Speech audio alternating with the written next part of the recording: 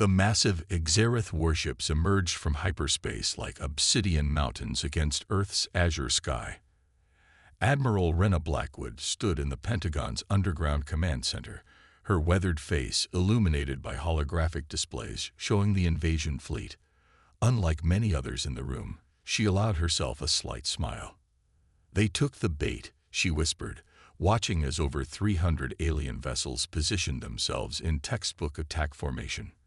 For 30 years, humanity had carefully crafted the illusion of technological inadequacy, letting the occasional UFO be spotted, ensuring leaked documents painted Earth as a primitive civilization barely reaching for the stars.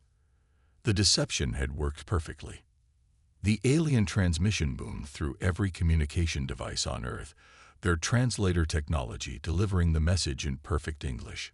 "Primitive species of Earth, this is High Commander Vexthor of the Xerath Empire. Your world has been deemed unworthy of independent existence. Surrender now, and you may serve as productive members of our empire." In London, Tokyo, New York, and every major city worldwide, civilians stared skyward in apparent terror. But in secure bunkers beneath every continent, military personnel and scientists exchanged knowing looks. Operation Sleeping Giant was about to begin. "Status of planetary defense grid," Blackwood demanded, her voice steady.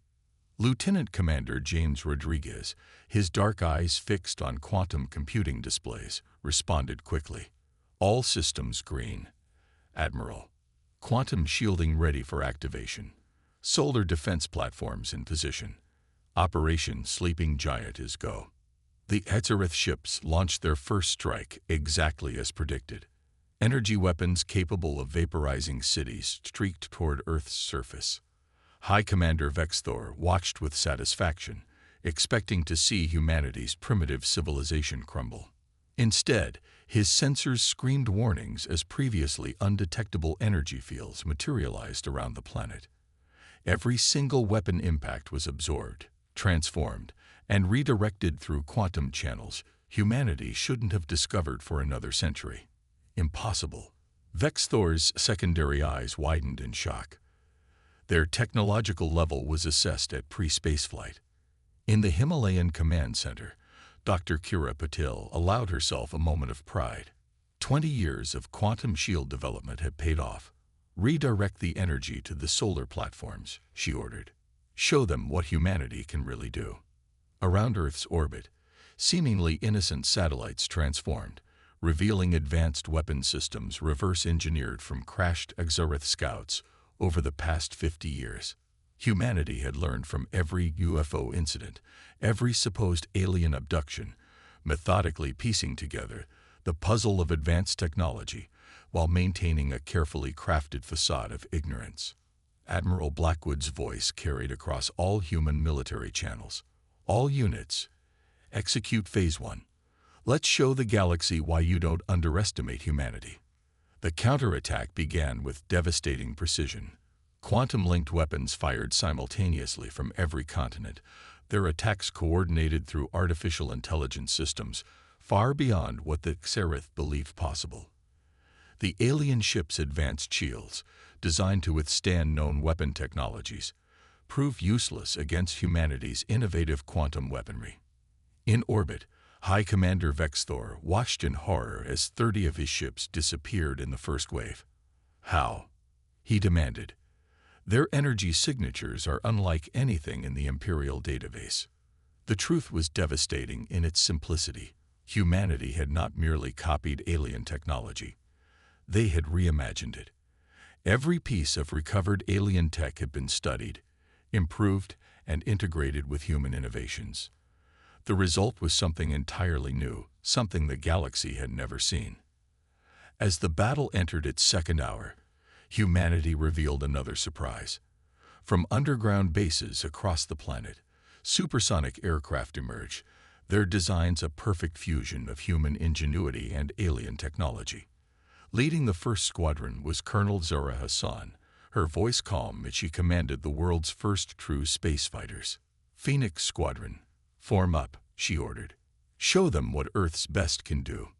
The fighters moved with impossible grace, their quantum drives allowing maneuvers that defied traditional physics. The Xerath pilots, trained to fight conventional battles against known technologies, found themselves outmatched by human pilots wielding unprecedented capabilities. In the Pentagon Command Center, Admiral Blackwood watched as the invasion force began to crumble. "Signal the Artemis," she commanded. "Time for Phase 2. Beneath the Pacific Ocean, humanity's greatest secret stirred to life. The Artemis, Earth's first true battleship, rose from its underwater berth. Built in absolute secrecy over 15 years, it represented everything humanity had learned about advanced technology. As the massive vessel breached the surface, its quantum shields rippling with power, High Commander Vexthor finally understood the magnitude of his error. The primitive species had not only prepared for this moment, they had planned for it, adapted for it, and created technologies that would reshape the balance of power in the galaxy. The first day of battle was drawing to a close, but humanity's real demonstration of power was just beginning. The galaxy would soon learn that underestimating Earth had been the greatest mistake in interstellar history. "Launch the quantum swarm," Admiral Blackwood commanded as dawn broke over the Pacific. The Artemis's massive hull hummed with power as thousands of autonomous drones emerged from its launch bays. Each drone, no larger than a small car, carried more computational power than every pre-war computer on Earth combined. High Commander Vexthor, now commanding from his flagship's auxiliary bridge after the main bridge took heavy damage, watched the swarm approach with growing dread. "Analysis," he demanded. "Impossible to track." "High Commander," his science officer reported, mandibles clicking in agitation. "Their quantum signatures keep shifting. Our targeting systems can't lock on." The true horror of humanity's preparation became clear as the drone swarm demonstrated its capabilities. Rather than traditional attack patterns, the swarms moved like living organisms, adapting and evolving their tactics in real time.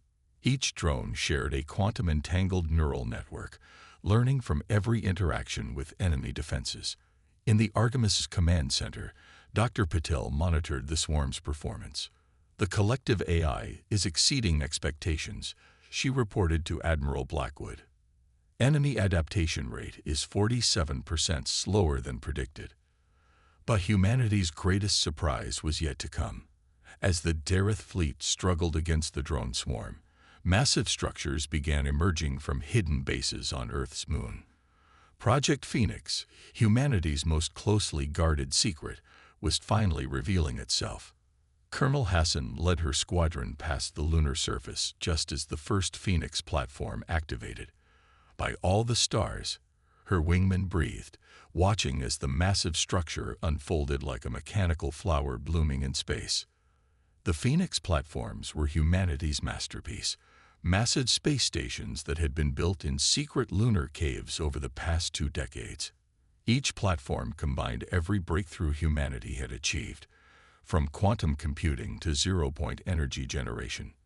"All Phoenix platforms, initiate primary sequence," Admiral Blackwood ordered. "Show them what humanity has been working on while they thought we were still fighting over fossil fuels." The effect was immediate and devastating.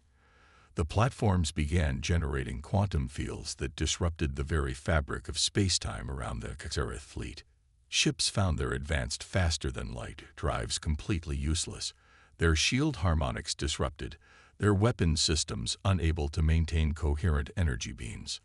High Commander Vexthor watched in horror as his mighty fleet was systematically dismantled by technology that shouldn't exist. "Contact the Imperial High Command," he ordered. "We need reinforcements. The humans, they're not primitive. They're not even fighting the way we understood war could be fought." But humanity wasn't finished. From the Artemis's laboratories, Dr. Patel initiated the final phase of Project Phoenix. "Quantum resonance field at full power," she announced, initiating synchronized attack pattern Delta. The Phoenix platforms, the drone swarms, and the Artemis itself began operating in perfect quantum synchronization. The effect was something the galaxy had never witnessed, a cascading wave of quantum disruptions that treated space itself as a weapon. They've weaponized quantum uncertainty. Vex Thor's science officer realized too late. Every defense we have is based on predictable physics. They've found a way to make space itself unpredictable. Colonel Hassan's pilots witnessed the devastation firsthand as Xerath ships began literally falling apart, their atomic bonds disrupted by the quantum cascade. "This is Phoenix Squadron Actual," she reported. "Enemy fleet is disintegrating. I repeat, enemy fleet is disintegrating."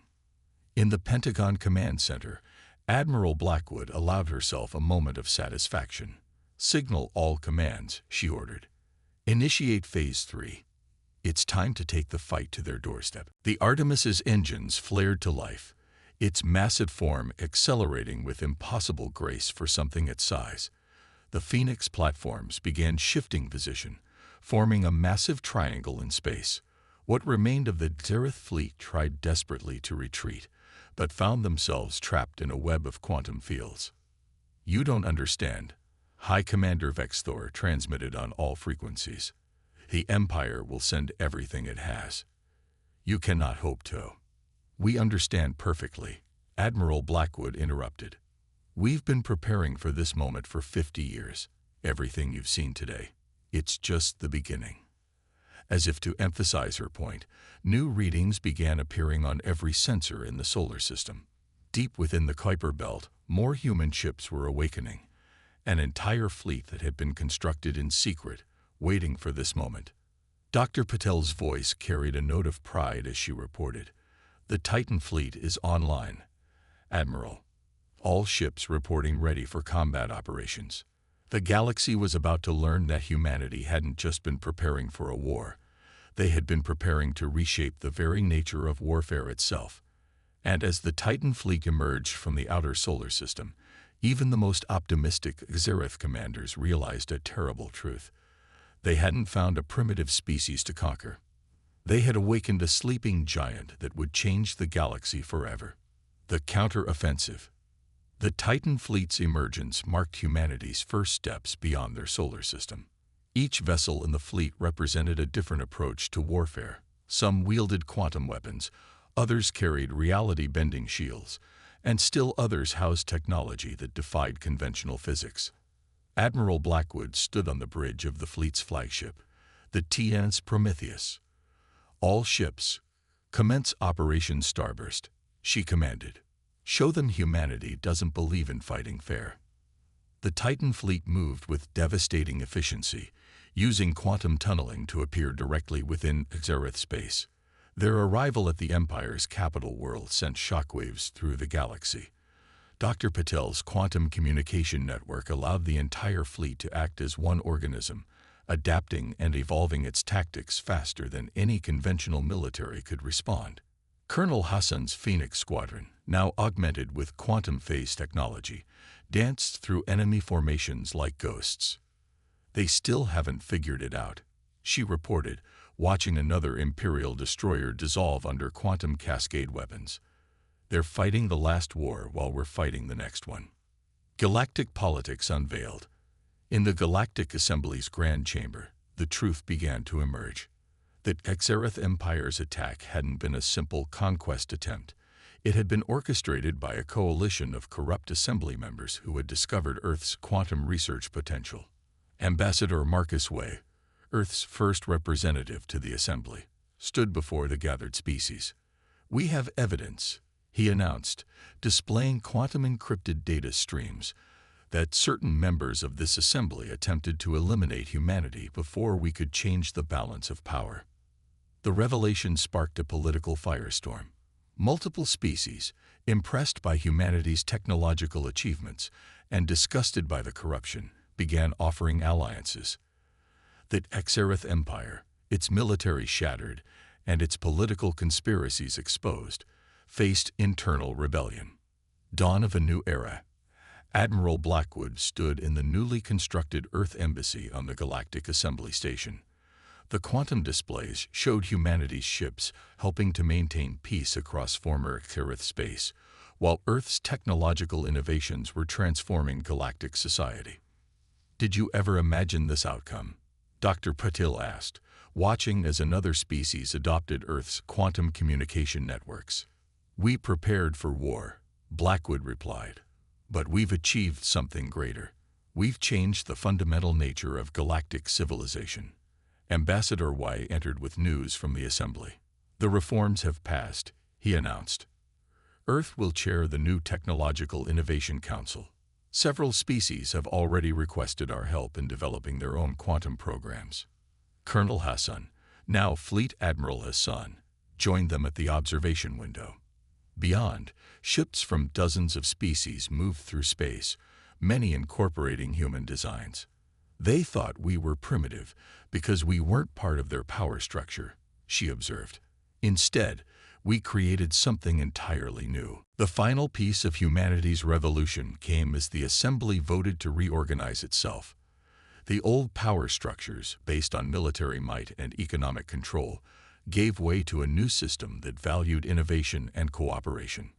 Earth, the planet that had been targeted for conquest, now stood as a symbol of transformation.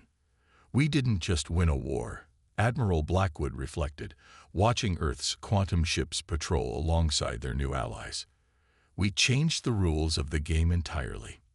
In the decades that followed, humanity's influence spread through the galaxy not through conquest, but through innovation. The quantum technologies they had developed to defend themselves became the foundation for a new era of galactic cooperation and advancement. The species that had once looked down on Earth as primitive now sent their brightest minds to study at human universities. The quantum principles that humanity had mastered became the basis for solving problems that had plagued galactic civilization for millennia. As Ambassador Wei liked to say in assembly meetings, "You thought you were coming to conquer a primitive species. Instead, you awakened humanity's greatest strength, our ability to imagine a future that no one else could see, and then make it reality." The stars themselves seemed brighter now, illuminating not a galaxy at war, but a civilization transforming itself through human ingenuity, determination, and the unshakable belief that any problem could be solved if you were willing to think beyond the impossible. End.